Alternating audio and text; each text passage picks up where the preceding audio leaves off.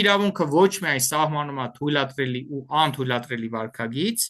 այլև ապահովում է արդարություն, անվտանգություն, կայունություն հասարակության մեջ։ Սա նրա համար է, որ կանխարգել ենք շատ խնդիրներ, ոչ թե սպասենք դանակը ոսկորին հասնի, հետո գնանք այդ խնդիրների հետևից։ Եթե հնարավոր է պացիենտի հետ արտադատական խնդիրները լուծել, արտադատական կարգով, այսինքն վեճը չվերածվի դատարան, վեճը չվերածվի քրեական գործի եւ այլնի, ցանկալի է ընտրենք այդ տարբերակը։ Բանակցությունների, հաղորդակցման հմտությունների,